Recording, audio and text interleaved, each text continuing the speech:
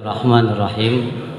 Assalamualaikum warahmatullahi wabarakatuh. Alhamdulillah wassalatu wassalamu ala rasulillah Sayyiduna Muhammad ibn Abdillah wa ala alihi wa sahbihi wa mawala.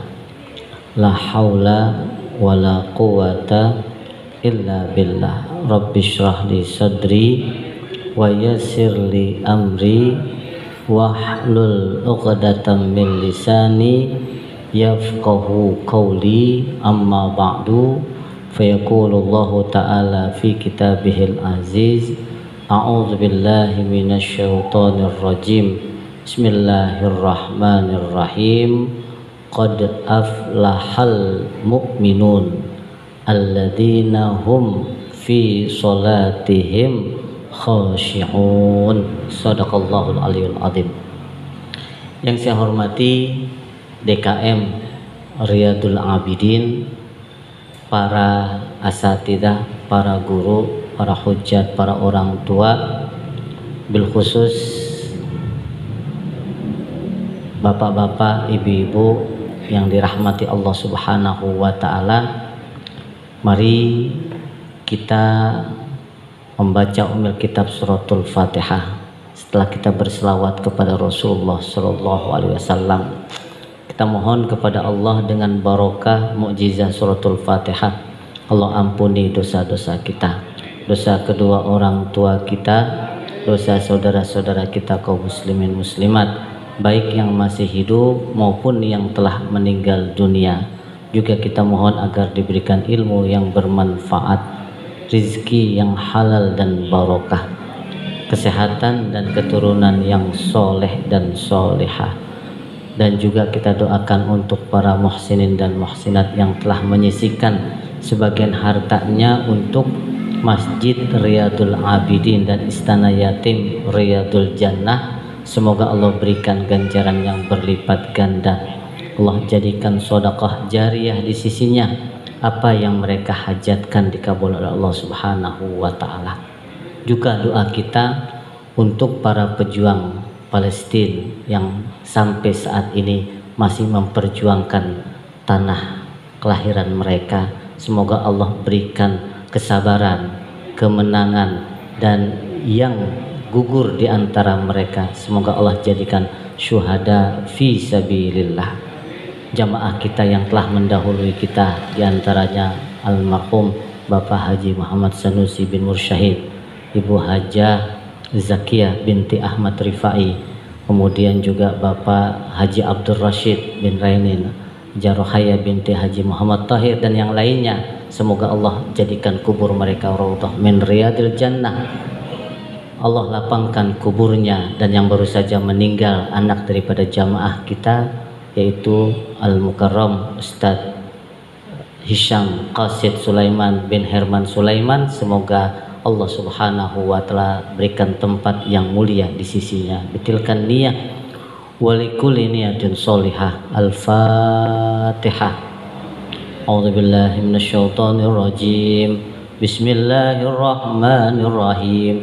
Alhamdulillahi rabbil alamin. Ar-Rahmanir Rahim. Maliki yaumiddin. Iyyaka na'budu wa iyyaka nasta'in. Ihdinas siratal mustaqim. Siratal ladzina an'amta 'alaihim ghairil maghdubi 'alaihim waladdallin. Amin. Rabbighfir lana wali walidayna. Amin. Baik, malam ini ada satu hadis yang akan saya bacakan, yaitu hadis dari Al-Imam At-Tabrani dari sahabat Abdullah bin Abbas radhiyallahu anhum qala Rasulullah sallallahu alaihi wasallam, lamma khalaqallahu ta'ala jannata adnin khalaqa fiha ma la ainun ra'at wala udhunun sami'at wala khatara ala qalbi bashar. Summa qala laha takallami faqalat qad aflahal mu'minun alladzina hum fi sholatihim khashi'un.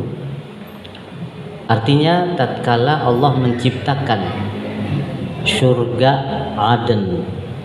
Surga Aden, siapa yang udah pernah ke sana? Belum ya? Sama, saya juga belum, Pak. Tapi pengen nggak? Surga Aden kalau menurut ulama itu dia berada pada posisi peringkat kedua setelah surga Firdaus. Itu ada surga Firdaus, surga Aden, surga Naim, surga Ma'wa, surga Darussalam, summa darul maqam, kemudian maqamul amin, dan yang terakhir adalah jannatul khuldi. Ya, itulah diantara nama-nama surga. Ustadz, kayaknya Aden susah, yang paling bawah aja nggak apa-apa. Surga yang paling bawah nggak apa-apa, yang penting surga. Tapi kata Rasul, kalau mau minta surga, mintalah yang paling tinggi, yaitu surga Firdaus. Baik, tatkala Allah menciptakan surga Aden,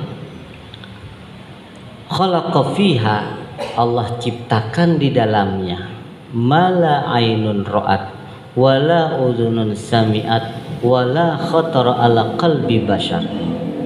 Tiga ini sifat atas kenikmatan yang Allah sematkan, letakkan di dalam surga. Pokoknya kenikmatan surga itu tiada tara, enggak ada bandingnya. Jangan sekali-kali kenikmatan surga itu kita melogikakan dengan pikiran kita. Ustaz, bini saya Ustaz kan tahu,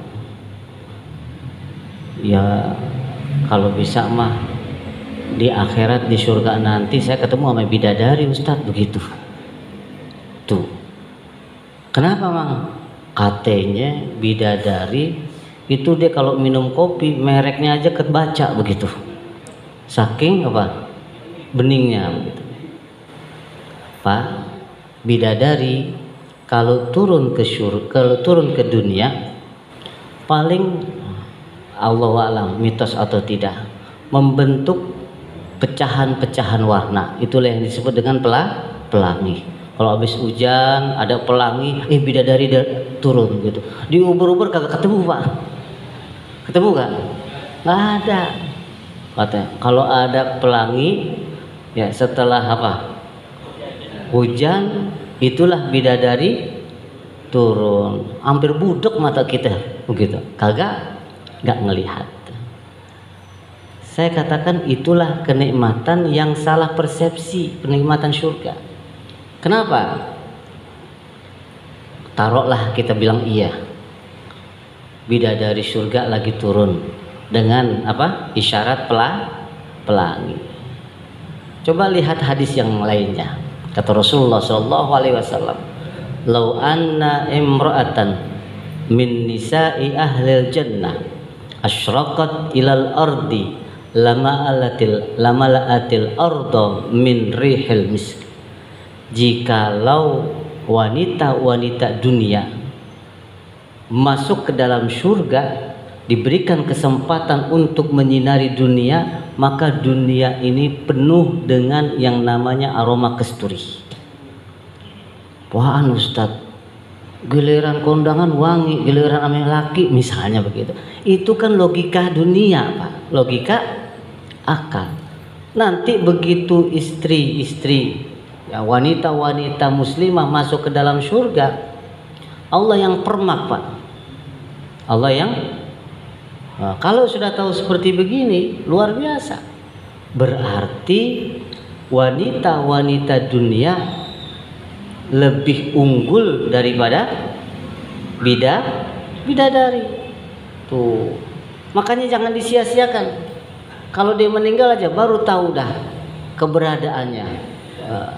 Kalau udah meninggal, ya Allah siapa yang masakin sekarang? Begitu dah, baru dah tinggalin. Anak masih kecil, ya Allah mau mes siapa nih begitu. Itu Inilah yang disebut wanita dunia mengungguli daripada wanita syurga. Wala azhabat daw asy-syamsi wal qamar. Kalau diadu antara sinar matahari dengan sinar bulan, ya, bergabung jadi satu, dibandingkan dengan sinar wanita dunia yang masuk surga, itu bisa mengalahkan sinar matahari dan bulan. Kayaknya perasaan Ustaz, kalau saya lihat biasa aja. Itu logikanya dengan akal, Pak. Maka ojo disia-siakan. Istri kita itu bimbing, didik bagaimana supaya bisa menjadi penghuni surga. Itu didik. Ustaz udah meninggal, ya udah, mudah-mudahan kita ridho, kita ikhlas, ketemu lagi di surga. Kata bininya apaan? Ogah Ustaz, ketemu lagi. Selama hidup saya disuruh mijitin mulu, ntar disuruh mijitin lagi begitu. Nggak ada tukang pijit, Pak. Ada nggak tukang pijit? Nggak ada. Bahkan Abu Hurairah mengatakan bahwasanya kalau di dunia banyak sekali berjamur salon-salon kecantikan untuk para wanita, nanti di surga Allah akan siapkan salon-salon kejantanan bagi pria. Itu yang dipoles laki-laki mulu, Pak. Kenapa? Karena pertama, kalau dia mendapatkan istrinya bersama-sama masuk surga, dia akan diberikan bonus bidadari itu. Jadi bidadari cuma sebagai bonus gitu, tambahan. Ayo yang belum menikah besok ke KUA dah, cepet-cepet ya. Insya Allah ya. Baik. Jadi jangan terobsesi ya. Wah, saya berbuat amal soleh agar supaya mendapatkan ketemu sama bidadari. Jangan, Pak. Jangan sia-siakan istri kita, anak-anak putri kita ya. Begitu saja. Tapi bimbing mereka agar supaya bisa mendampingi kita bukan hanya di dunia saja, tapi itu kan yang saya lihat suka masang di profilnya itu kemana-mana berdua, pas begitu di akhirat berpisah dia, bininya masuk surga, lakinya masuk neraka begitu.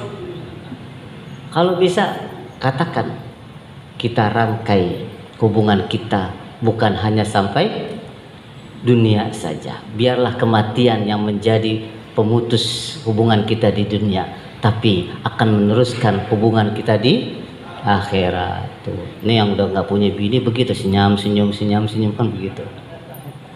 Ya Pak ya. Baik, kita tidak akan menerangkan masalah itu. Yang kita terangkan masalah fikih ini Pak. Takutnya udah terbawa, wah kapan ya? Masih lama, kiamat masih, surga sampai sekarang belum kita nikmatin Pak. Tapi sudah terbayang, mala ainun ro'at, wala udhunun sami'at, wala khotor ala qalbi. Jangan pernah kita logikakan dengan akal kita. Ustaz, katanya di sono emang kalau orang makan enak gimana tuh Ustaz ya? Bertahan sampai lama? Enggak bakalan pernah yang namanya buang air kecil, buang air besar. Keringetan juga kagak Pak. Coba bayangkan. Maka nggak laku tuh, sedot WC nggak akan laku, nggak ada. Nggak akan laku. Ada satu ayat yang kita baca dalam surah Yasin. Walahum fiha ma tad'un nuzulam min ghafurir rahim. Orang surga dia kepengen aja, baru kepengen di mana? Di mulut apa di hati? Pengen makan kecapi lumut, baru kepengen doang, itu udah ting di depan matanya. Itu penduduk surga mendapatkan kenikmatan. Baik, kita lanjutkan hadisnya. Summa qala laha, Allah berkata kepada surga Aden. Allah ciptakan surga Aden, Allah ciptakan kenikmatan-kenikmatan yang ada di dalam surga Aden, dan Allah katakan kepada surga Aden, takallami, ngomong, berbicaralah. Untuk apa engkau diciptakan? Tuh. Kalau wanita diciptakan untuk pria, kan begitu. Betul gak? Kata Dewa 19 kan begitu Pak ya? Ya. Wanita diciptakan untuk siapa? Suaminya Pak, begitu, bukan suami orang, suaminya. Ya. Takallami, hanya berbicara, mengungkap satu ayat. Qad aflahal mu'minun, dua ayat maaf. Alladzina hum fi sholatihim khashi'un. Sungguh sangat beruntung orang-orang yang beriman, di antaranya adalah orang-orang yang apa? Dalam sholatnya mereka khusyuk. Tahu khusyuk Pak? Apa khusyuk? Khusyuk ya adalah menggabungkan antara pikiran dan hati kita, perasaan kita untuk tunduk kepada Allah Subhanahu wa ta'ala. Ini pikiran, ini hati dalam sholat nih ya, untuk tunduk kepada Allah, seraya memang kita takut kepada azabnya, siksanya Allah Subhanahu wa ta'ala. Coba Pak, sholat maghrib nih ya, dari mulai wudhu kita hadirkan rasa takut kepada Allah, maka kita sudah mulai agak sedikit hati-hati Pak. Saya melogikakan begini, kita touring nih ke puncak, kita bilang para peserta touring, tolong kita taat berlalu lintas. Karena yang namanya puncak itu selama perjalanan itu akan ada operasi, misalnya lalu lintas. Siapkan surat-suratnya, siapkan alat-alat untuk ya keselamatan. Ingat pajak jangan sampai mati 2020 begitu. Nah, itu. Maka ketika kita sudah menanamkan rasa khusyuk, rasa takut kepada petugas, yang ada helm pun kita cari yang mana? SNI, betul. Enggak helm proyek begitu kan? Coba pakai helm proyek kita Pak, gimana? Jaket, pakai jaket. Kalau perlu yang anti air, kan begitu. Anti air, anti angin. Jangan sampai pulang touring ampok, kan begitu Pak? Itu semua perlengkapan untuk diri kita siapkan. Begitu jalan 1 kilo ada polisi, udah dah tuh pelan-pelan. Nyalip berani gak? Kencang-kencang berani gak? Gak berani Pak. Sama sholat pun begitu. Mau sholat nih, kita tanamkan rasa khusyuk kepada Allah, gak main comot tuh yang namanya pakaian Pak. Begitu. Ini masih bersih, yang penting bersih, begitu. Ampok bau mah terserah, nomor sekian, yang penting bersih. Tidak begitu. Allah katakan, khuzu zinatakum inda kulli masjidin. Berdandanlah kamu ketika akan masuk masjid, akan sholat. Apalagi kalau sholat berjamaah Pak.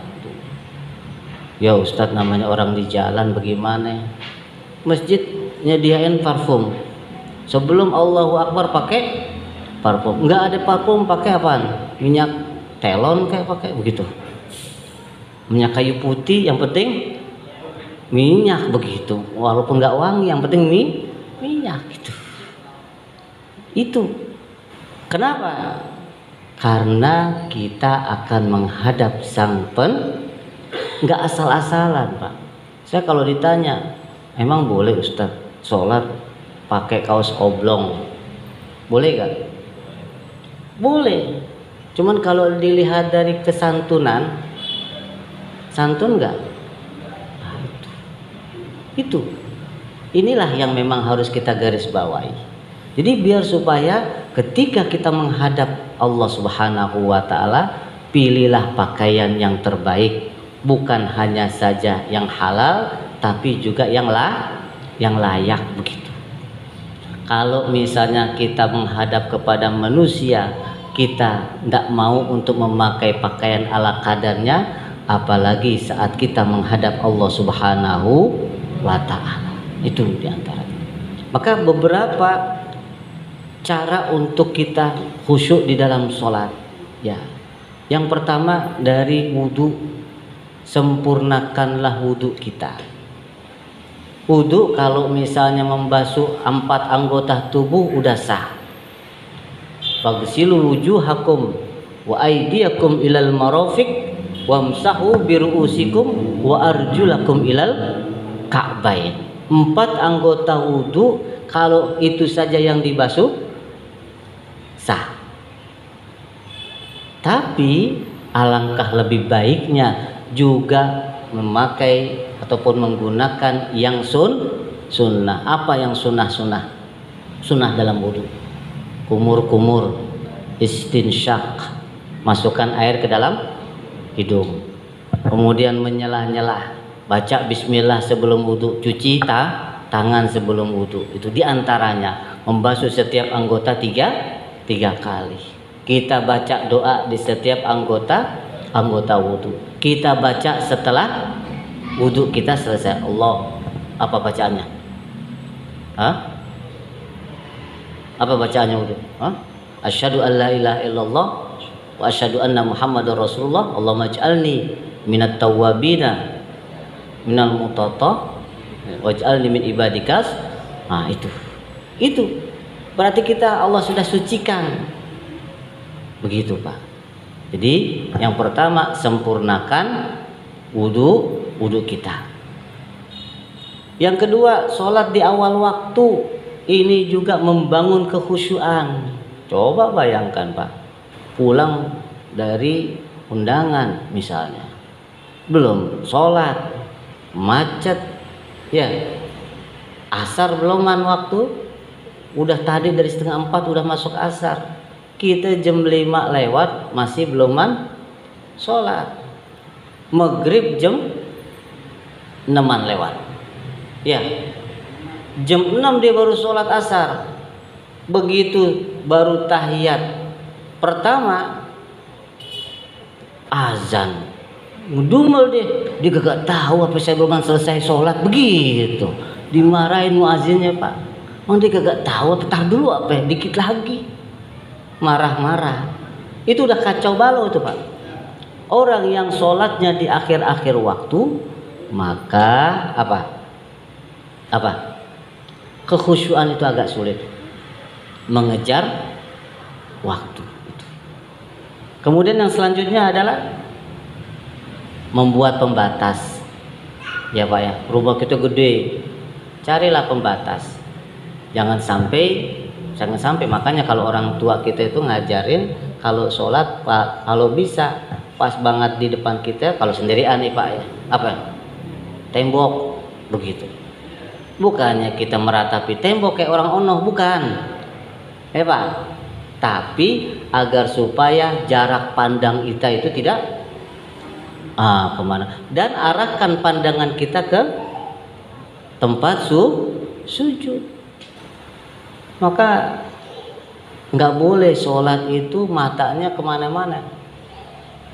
Hatta dia di depan Ka'bah, Allahu Akbar, depan Ka'bah nih Pak, dia lihat tuh tulisannya, ada benang jahitan Ka'bah yang cobek begitu misalnya. Ya Allah, siaran banget tuh, kenapa tuh, siapa yang sobekin? Itu udah ngilangin rasa khusyuk. Maka arahkanlah pandangan kita ke tempat sujud kita. Dan sejadah kita jangan yang macem-macem.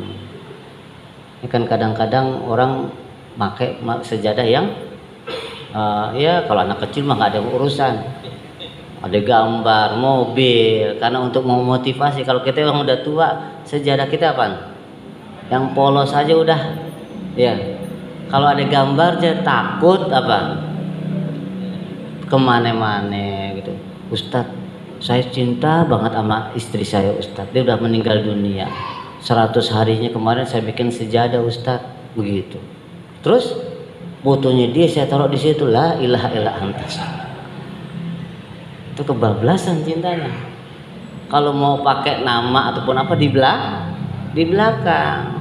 Begitu assalamualaikum baru lipet tuh. Sayang, I love you. Udah tutup lagi. Kamu udah selesai.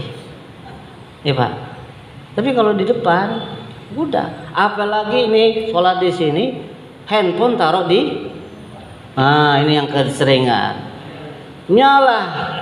Panggilan, orderan. Ya ilahi, imam lama banget lagi sholat, bacanya panjangan tuh begitu. Itu. Di silent tapi nyala tuh. Ini pengalaman Pak, jangan ya. Jangan.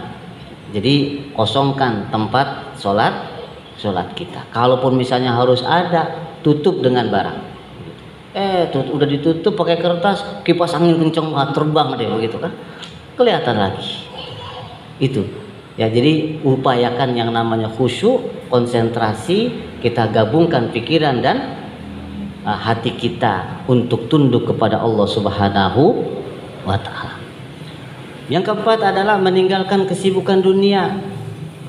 Rasul larang ibu-ibu kalau mau sholat nggak boleh nyalain kompor. Ya kan kadang-kadang perhitungan biar sholat kelar, pekerjaan rumah tangga kelar. Nyalahin kompor, nggak macam-macam yang dimasak air. Ketelnya pakai ketel yang bersiul bunyi. Allahu Akbar. Digedein anaknya gitu kan, cepet matangnya, bunyi kagak ada yang matiin, baru dapat 2 rakaat.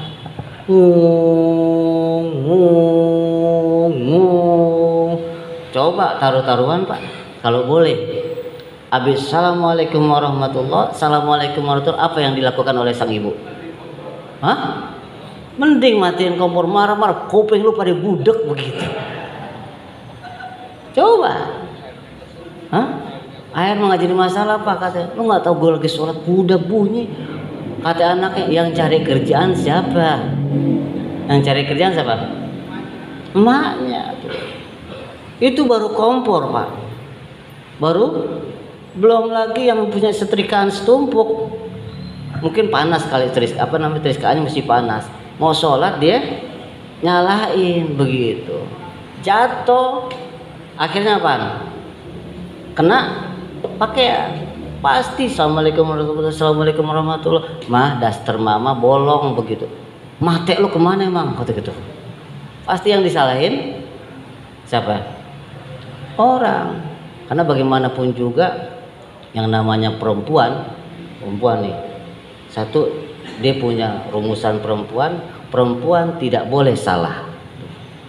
Apabila perempuan salah, masa kembali kepada yang kesama. Perempuan nggak boleh salah.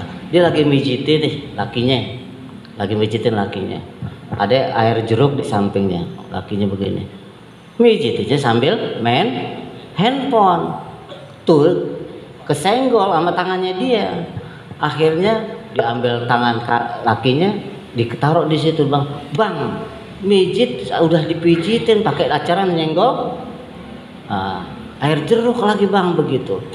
Kata abangnya, ya Allah minta maaf dan maaf. Kata bininya, aman, yang penting gua gak dimarahin begitu Pak. Makanya Allah katakan apa? Inna kaidakunna azim. Yang namanya tipu daya siapa? Perempuan itu sangat dahsyat begitu. Itu Pak. Jagain anak, coba yang posisi punya anak kecil, jagain anak. Ada sesuatu terjadi. Misalnya anaknya jatuh lah bagaimana begitu. Lakinya, itu kenapa anak? Dia aja. Yang main kagak jaga diri. Kenapa? Satu, perempuan nggak boleh salah. Kalaupun perempuan salah, maka kembali kepada angka 1 tadi. Nggak boleh disalahkan begitu loh Pak. Jadi udah diemin aja, dia gengsi, ya, dia ntar juga dia sadar sendiri seperti itu. Tuh kalau mau rumah tangga awet begitu. Bu ya, maaf Bu ya. Baik. Yang selanjutnya adalah mencari tempat yang nyaman. Nyaman dalam artian kata Pak, maaf, kalau kita sholat sejadahnya bau apek, sholat insya Allah pengen buru-buru, maka carilah masjid. Wah ini mah bukan nyaman lagi, ya Pak. Nyaman, tempatnya bersih, itu pertama, bersih, rapi, wangi. Wah mantep, bikin apa? Sholat jadi lebih khusyuk. Tapi kalau udah masjidnya rapi, bersih, wangi, pikirannya masih kemana-mana, emang dasar orangnya gitu loh, ya Pak ya. Kemudian yang selanjutnya adalah apa? Tidak tergesa-gesa, tidak tergesa-gesa dalam sholat. Ingat, sholat yang tergesa-gesa itu, satu hadis mengatakan bahwasanya itulah dia maling dalam sholat dia.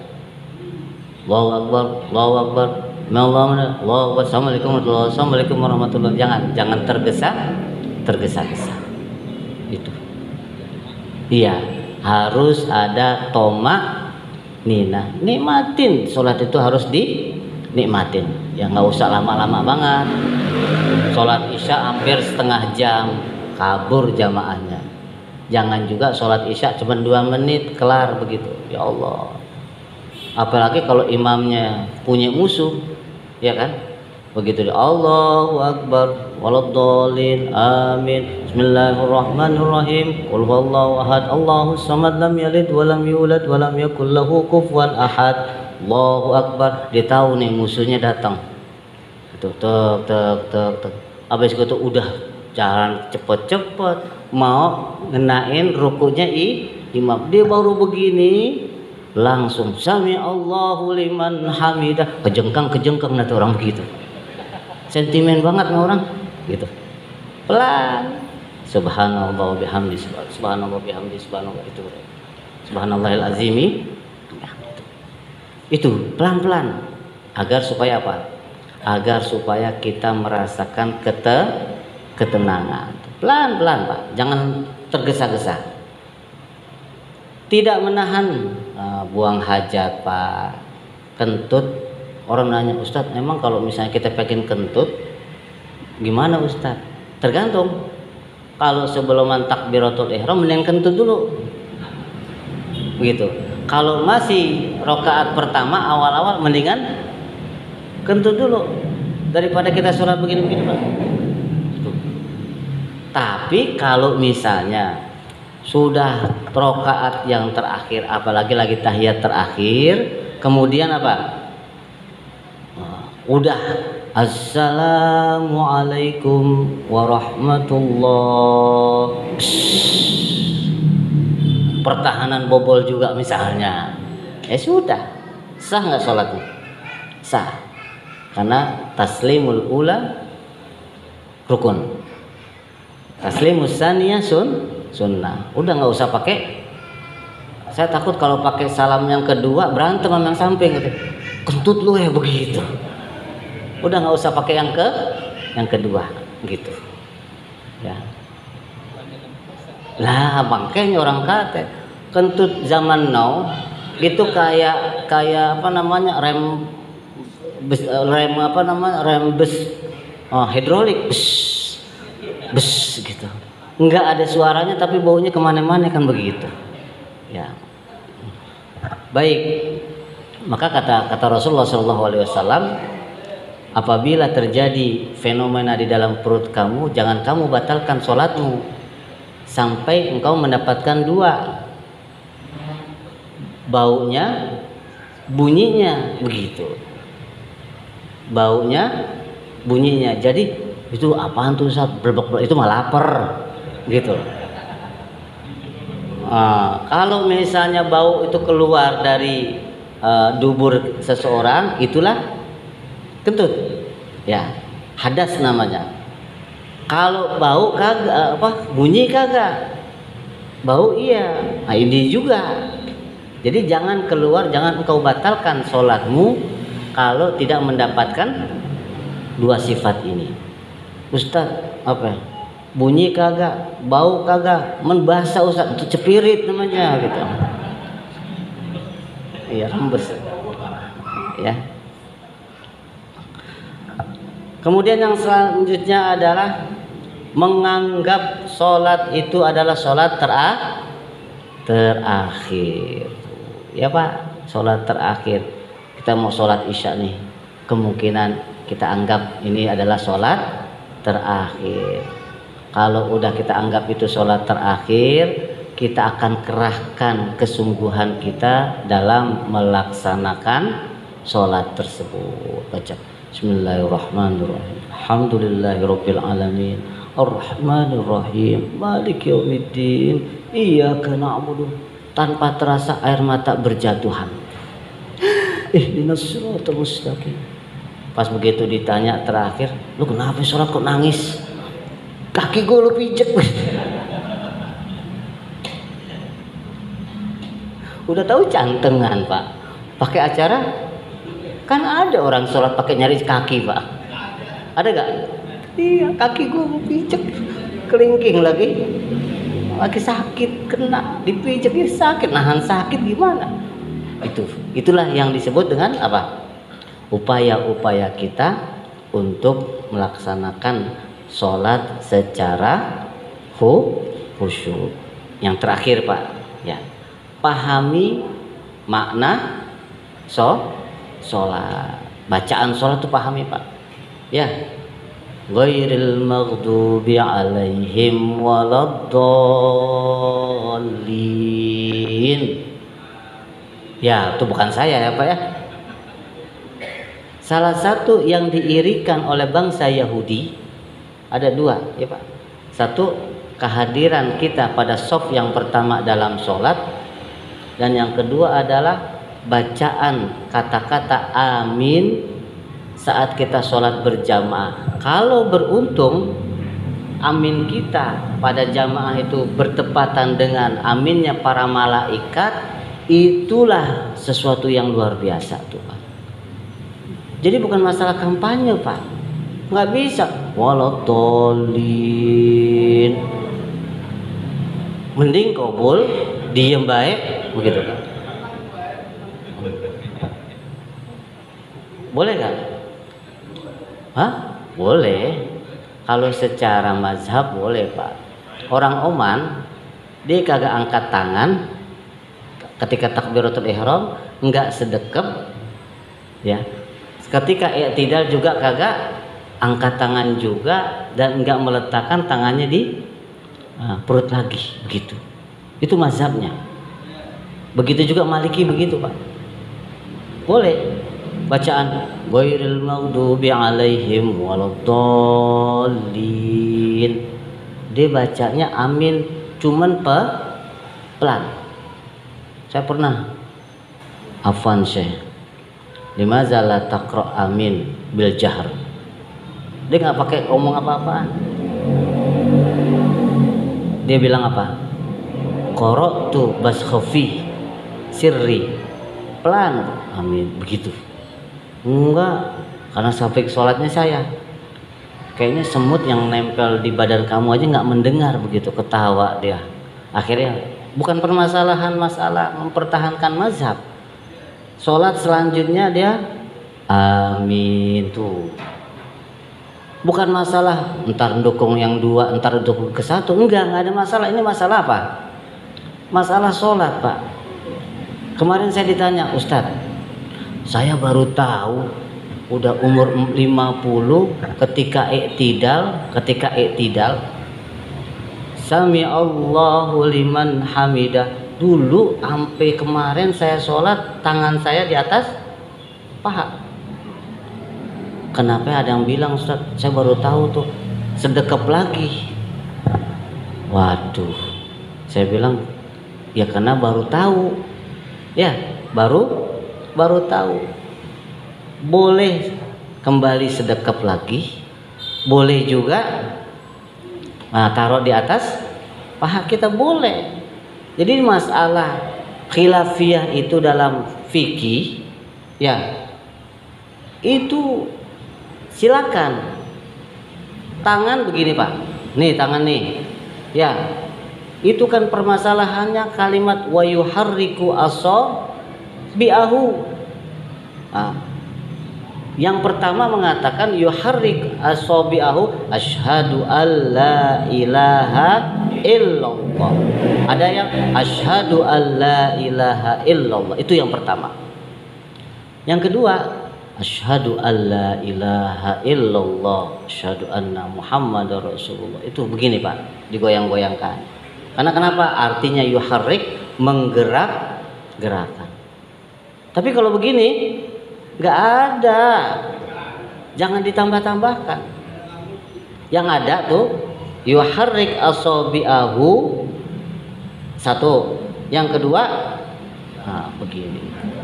Itu kalau misalnya Pak, sholat itu boleh dibecandakan, wah nanti akan melebar kemana-mana.